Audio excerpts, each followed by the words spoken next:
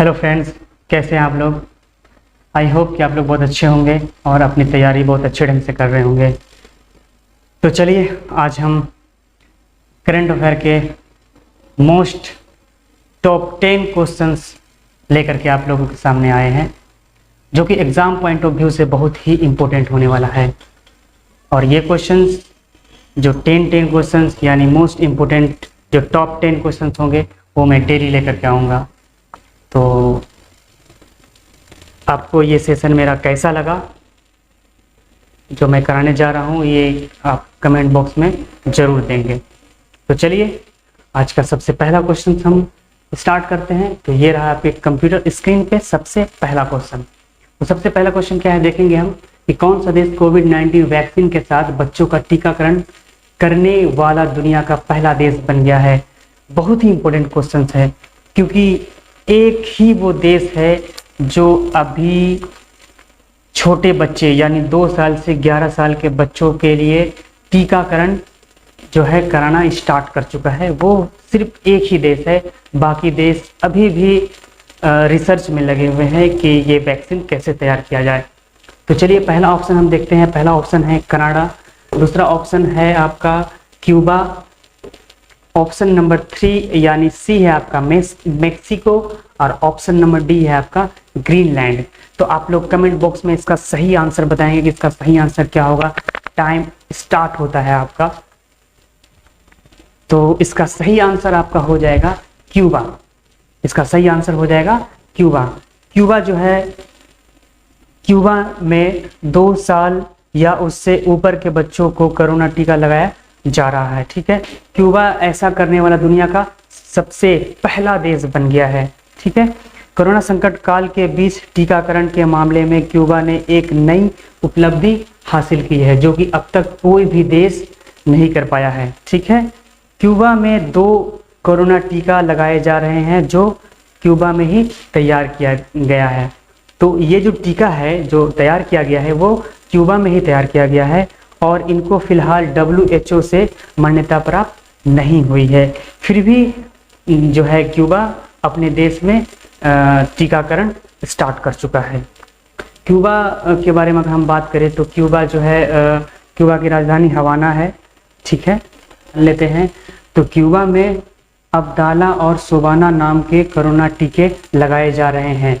सोमवार से 2 से 11 साल के बच्चों को भी वैक्सीन लगाना शुरू कर दिया गया है, जबकि अभी भी बच्चों के लिए कोरोना वैक्सीन पर रिसर्च जारी है। यानी क्यूबा को छोड़ करके बाकी देश अभी भी इस पर रिसर्च कर रहे हैं बच्चों का टीका बनाने के लिए। तो चलिए आशा करते हैं कि ये क्वेश्चंस आपको बहुत अच्छे से समझ में आ गया होगा। की तरफ बढ़ने से पहले मेरा एक सवाल आप लोगों से होगा, जो कि इसका आंसर आप कमेंट बॉक्स में देंगे। तो इस आज का क्वेश्चन है कि हाल ही में तालिबान ने अफगानिस्तान में किसे अपना नया प्रधानमंत्री नियुक्त किया गया है। तो ये मेरा आज का सवाल है। आज ये आप अपने कमेंट बॉक्स में इसका आंसर देंगे। इसको चलिए नेक्स्ट क्वेश्चन की तरफ हम आगे बढ़ते हैं। तो नेक्स्ट क्वेश्चन आपका कंप्यूटर स्क्रीन पे आ चुका है। तो नेक्स्ट क्वेश्चन क्या है कि 7 सितंबर को किस शहर में भारत के सबसे ऊंचे वायु शोधक का उद्घाटन किया गया है। तो इस क्वेश्चन से ही पता चल रहा है कि वायु शोधक का मतलब क्या होगा। वायु शोधक का मतलब होगा वायु को शुद्ध करने वाला, और वायु शोधक का मतलब क्या होगा, वायु को शुद्ध करने वाला। तो ये कहाँ पर लगाया गया है। तो ऑप्शन नंबर 1 है चंडीगढ़, ऑप्शन बी है आपका लखनऊ, ऑप्शन सी है आपका देहरादून, और ऑप्शन डी है आपका मुंबई। इसका सही आंसर क्या होगा आप लोग कमेंट बॉक्स में देंगे। तो इसका सही आंसर क्या होगा, टाइम आपका स्टार्ट होता है। इसका सही आंसर आप बताएंगे। तो इसका सही आंसर मेरे ख्याल से आ चुका है। इसका सही आंसर ए होगा, यानी कि चंडीगढ़। इसका सही आंसर चंडीगढ़ होगा। तो चलिए हम जानते हैं कि ये जो बनाया गया है इसकी ऊंचाई क्या है, और ये कितने दूर तक के एरिया में वायु को शुद्ध कर सकता है। उसके कुछ महत्वपूर्ण तथ्य है जो हम जान लेते हैं। 24 मीटर ऊंचा यह टावर है। 1 किलोमीटर की दूरी तक जो है इसका क्षमता है कि वायु को शुद्ध कर सकता है ये। तो चलिए हम नेक्स्ट क्वेश्चन की तरफ बढ़ते हैं, यानी क्वेश्चन नंबर 3 की तरफ हम बढ़ते हैं। तो क्वेश्चन नंबर 3 आपका स्क्रीन पे आ चुका है। क्वेश्चन नंबर 3 है कि किस ई कॉमर्स ने अपने प्लेटफॉर्म पर किसान स्टोर लॉन्च किया है? किस ई कॉमर्स ने अपने प्लेटफॉर्म पर किसान स्टोर लॉन्च किया है? तो ऑप्शन नंबर ए हो जाएगा आपका फ्लिपकार्ट, ऑप्शन नंबर बी है आपका Amazon India, option number C है आपका वॉलमार्ट इंडिया और ऑप्शन नंबर डी है आपका इनमें से कोई नहीं। तो इसका सही आंसर आप लोग बताएंगे कि इसका सही आंसर क्या होगा। आपका टाइम स्टार्ट होता है अब से। इसका सही आंसर आप लोग बताएंगे क्या होगा। मेरे ख्याल से इसका सही आंसर अमेजन इंडिया है। इसका सही आंसर आपका आ गया है बी, जो कि अमेजन इंडिया। अमेजन इंडिया ने क्या किया है ई कॉमर्स में, चलिए इसके बारे में हम जान लेते हैं। तो इस स्टोर से देश भर के किसान खेती से जुड़े 8000 से ज़्यादा उत्पाद खरीद पाएंगे। 8000 से ज़्यादा उत्पाद जो है अमेजन इंडिया से खरीद पाएंगे। ठीक है, अमेजन इंडिया के प्रेजेंट टाइम में जो CEO है, वो जो प्रेजेंट टाइम में है वो एनडी जस्सी है। कौन है? तो एनडी जस्सी है। तो चलिए फिर नेक्स्ट क्वेश्चन की तरफ हम लोग आगे बढ़ते हैं। तो नेक्स्ट क्वेश्चन आपका कंप्यूटर स्क्रीन पे आ चुका है। नेक्स्ट क्वेश्चन आपका क्या है देख लेते हैं। पैरालंपिक खेलों में पदक जीतने वाले पहले IAS अधिकारी कौन बने हैं? बहुत ही मोस्ट इंपोर्टेंट क्वेश्चन है ये। किसी भी एग्जाम के पॉइंट ऑफ व्यू से अगर देखा जाए तो ये क्वेश्चन बहुत ही मोस्ट इंपोर्टेंट क्वेश्चन है, इसलिए कि आज तक IAS अधिकारी जो है पैरालंपिक में कोई भी पदक कोई भी मेडल नहीं जीते थे। ये कारनामा करने वाले भारत के सबसे पहले IAS अधिकारी बन गए हैं। तो चलिए हम जानते हैं कि ऑप्शन नंबर ए क्या है। तो ऑप्शन नंबर ए है Suhas Yathiraj. Option number B देखते हैं क्या है। ऑप्शन नंबर बी है Pramod Bhagat. Option number D आपका है मनीष नरवाल और ऑप्शन नंबर डी है कृष्णा नागर। तो इसका सही आंसर आप लोग कमेंट बॉक्स में जरूर बताएंगे। टाइम आपका स्टार्ट होता है। तो इसका सही आंसर हो जाएगा आपका सुहास यथिराज। सुहास यथिराज ने जो है इस बार पैरालंपिक खेलों में पदक जीतने वाले जो है IAS अधिकारी जो बन गए हैं बैडमिंटन से। ये भारत के बैडमिंटन प्लेयर प्लस ये अधिकारी भी हैं। तो चलिए इसके बारे में कुछ तथ्य जान लेते हैं। और ये कर्नाटक से बिलोंग करते हैं। तो देखते हैं क्या लिखा हुआ है। सुहास यथिराज भारतीय बैडमिंटन खिलाड़ी हैं और गौतम बुद्ध नगर के जिलाधिकारी भी हैं। टोक्यो पैरालंपिक में सिल्वर मेडल अपने नाम किया है। इन्होंने सिल्वर मेडल अपने नाम किया है। ठीक है, सुहास का जन्म कर्नाटक के शिमोगा में हुआ है। तो मुझे लगता है इस क्वेश्चन में आप लोगों को कोई भी डाउट नहीं हुआ होगा। अगर कोई डाउट आप लोगों को होता है तो कमेंट बॉक्स में जरूर दें, ताकि मैं इसका नेक्स्ट वीडियो में आपके जो भी डाउट होते हो उस डाउट को मैं क्लियर कर सकूं। तो चलिए फिर नेक्स्ट क्वेश्चन यानी क्वेश्चन नंबर 5 की तरफ हम लोग बढ़ते हैं। तो क्वेश्चन नंबर 5 आपका स्क्रीन पे आ चुका है कि हाल ही में प्लास्टिक सभ्यता शुरू करने वाला पहला एशियाई देश कौन बना है। बहुत ही इंपॉर्टेंट क्वेश्चन है ये, पोल्यूशन से लिया गया ये क्वेश्चन है और बहुत ही मोस्ट इंपॉर्टेंट क्वेश्चन है कि एशियाई देशों में वह कौन सा देश है जो कि पोल्यूशन यानी कि पोल्यूशन मुक्त, प्लास्टिक से होने वाले पोल्यूशन मुक्त करने के लिए जो है ये अपना कदम आगे बढ़ाए हैं। तो ऑप्शन नंबर ए क्या है? अपना भारत है। ऑप्शन नंबर ए अपना भारत, ऑप्शन नंबर बी है नल्ला पाकिस्तान और ऑप्शन नंबर सी है आपका बांग्लादेश और ऑप्शन नंबर डी है आपका श्रीलंका। तो इसका सही आंसर आप लोग देंगे। आप लोगों का समय स्टार्ट हो चुका है। तो इसका सही आंसर हो जाएगा आपका अपना भारत। इसका सही आंसर क्या होगा? अपना भारत। भारत ने ही सर्वप्रथम जो है ये समझौता किया है कि प्लास्टिक से होने वाले प्रदूषण को हम लोग जड़ से समाप्त करने की कोशिश करेंगे। तो चलिए इसके बारे में हम जान लेते हैं। इसका महत्वपूर्ण तथ्य क्या है कि इसका उद्देश्य अर्थव्यवस्था और प्राकृतिक वातावरण से प्लास्टिक की पैकेजिंग को बाहर रखना है। प्लास्टिक प्रदूषण को खत्म करना इसका मुख्य उद्देश्य है। इसका मुख्य उद्देश्य क्या है? प्लास्टिक से होने वाले प्रदूषण को खत्म करना, जड़ से खत्म करना ही इसका मुख्य उद्देश्य है। चलिए क्वेश्चन नंबर 6 की तरफ हम लोग आगे बढ़ते हैं। तो क्वेश्चन नंबर 6 क्या है देख लेंगे। क्वेश्चन नंबर 6 है हाल ही में डुरंड कप का 130वां संस्करण कहाँ शुरू हुआ है। तो हाल ही में डुरंड कप का 130वां संस्करण कहाँ शुरू हुआ है। तो इससे पहले हम ये जान लेंगे डुरंड कप प्रतियोगिता का आयोजन भारत में होता है। यह भारत में फुटबॉल का सबसे पुराना टूर्नामेंट है। सन 1888 ईस्वी में शिमला में भारत में पहली फुटबॉल प्रतियोगिता डुरंड कप आयोजित की गई थी। तो ये जो है फुटबॉल से संबंधित है। चलिए इसका ऑप्शन देखते हैं क्या है। ऑप्शन नंबर ए है जयपुर, ऑप्शन नंबर बी है आपका कोलकाता, ऑप्शन नंबर सी है आपका मुंबई और ऑप्शन नंबर डी है आपका दिल्ली। तो इसका आंसर आप लोग बताएंगे, इसका आंसर क्या होगा। इसका सही आंसर होगा आपका कोलकाता। इसका सही आंसर क्या होगा, कोलकाता, यानी कि 130वां संस्करण जो है ये कोलकाता में शुरू हुआ है।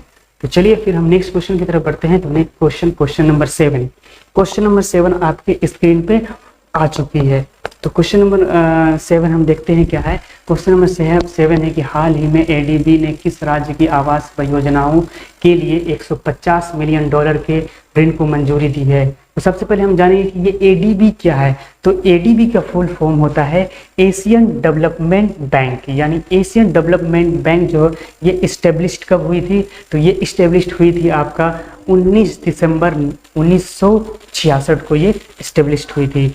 और इसका मुख्यालय यानी इसका हेडक्वार्टर कहाँ है, इसका हेडक्वार्टर फिलीपींस में है। तो चलिए इसका ऑप्शन हम देख लेते हैं क्या है। इसका ऑप्शन है सिक्किम, ऑप्शन नंबर बी है मणिपुर, ऑप्शन नंबर सी है आपका त्रिपुरा और ऑप्शन नंबर डी है आपका तमिलनाडु। इसका सही आंसर क्या होगा आप लोग बताएंगे। इसका टाइम आप लोगों का स्टार्ट हो चुका है। तो इसका सही आंसर हो जाएगा तमिलनाडु। तो तमिलनाडु के बारे में अगर हम बात करें तो तमिलनाडु जो है मत्स्य पालन में टॉप पर है, यानी सबसे ज़्यादा मत्स्य पालन भारत में करने वाला अगर कोई राज्य है तो वो तमिलनाडु है। तमिलनाडु और एक में जो है टॉप पर है, जो कि अंगदान करने में तमिलनाडु टॉप पर है।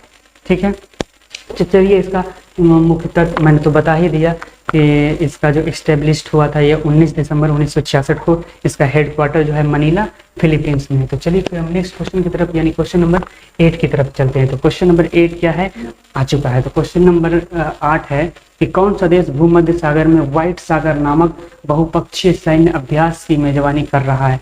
बहुत ही मोस्ट इंपोर्टेंट क्वेश्चन है ये जो है। इसमें इस बार जो है 21 देशों ने हिस्सा लिया था। चलिए ऑप्शन नंबर 1 हम देखते हैं क्या है। ऑप्शन नंबर 1 लीबिया है, ऑप्शन नंबर बी है आपका अल्जीरिया, ऑप्शन सी है आपका मिस्र और ऑप्शन डी है आपका इंडोनेशिया। तो इसका सही आंसर क्या होगा आप लोग कमेंट में बताएंगे कि इसका सही आंसर क्या होगा। टाइम आप लोगों का स्टार्ट हो चुका है। तो इसका सही आंसर आपका हो जाएगा मिस्र। इसका सही आंसर क्या होगा, मिस्र हो जाएगा, यानी ऑप्शन नंबर सी। तो हर 2 साल में अमेरिका की मदद से मिस्र जो है इस सैन्य अभ्यास की जो है मेजबानी करता है। तो चलिए इसके बारे में हम जान लेते हैं क्या है इसका मुख्य तथ्य है। तो इसमें जो है 21 देशों की सेना ने हिस्सा लिया है। ठीक है, व्हाइट स्टार बहुराष्ट्रीय सैन्य अभ्यास 1980 में मिस्र और इजराइल के बीच यूएस ब्रोकरेड शांति संधि के हिस्से के रूप में शुरू किया गया था। यह हर साल मतलब यह हर 2 साल में अमेरिका के सहयोग से मिस्र द्वारा इसकी मेजबानी की जाती है। तो चलिए फिर हम नेक्स्ट क्वेश्चन की तरफ बढ़ते हैं। नेक्स्ट क्वेश्चन क्या है हम देखेंगे। तो क्वेश्चन नंबर 9 है, वर्ष 2021 में झारखंड से किन्हें पद्मश्री सम्मान से सम्मानित किया गया है। ये क्वेश्चन झारखंड से रिलेटेड है, इसलिए झारखंड के किसी भी एग्जाम के लिए बहुत ही मोस्ट इंपोर्टेंट क्वेश्चन है, बहुत ही मोस्ट इंपोर्टेंट क्वेश्चन है। ये क्वेश्चन एग्जाम में पूछे जा सकते हैं। आगामी 19 तारीख को जो जेपीएससी एग्जाम होने वाले हैं उसमें शायद ये क्वेश्चन आ जाए, इसलिए मैंने ये क्वेश्चन इस सेट में डाल दिया है। देखते हैं ये क्वेश्चन क्या है कि वर्ष 2021 में झारखंड से किन्हें पद्मश्री सम्मान से सम्मानित किया गया है। तो ऑप्शन नंबर ए है आपका Chhupni Devi, option number B है आपका Balbir Datta, option number C है आपका सिमोन उरांव और ऑप्शन नंबर डी है आपका अशोक भगत। तो ये चारों को जो है पद्मश्री सम्मान से सम्मानित किया गया है। लेकिन इस क्वेश्चन में पूछा जा रहा है कि 2021 में झारखंड में किन्हें पद्मश्री सम्मान से सम्मानित किया गया है। तो इसका सही आंसर ए हो जाएगा छुपनी देवी। इसका सही आंसर क्या हो जाएगा, ए छुपनी देवी इसका सही आंसर हो जाएगा। छुपनी देवी झारखंड से रिलेटेड है। ये सरायकेला खरसावां की रहने वाली है। चलिए इसके बारे में थोड़ा सा हम जान लेते हैं।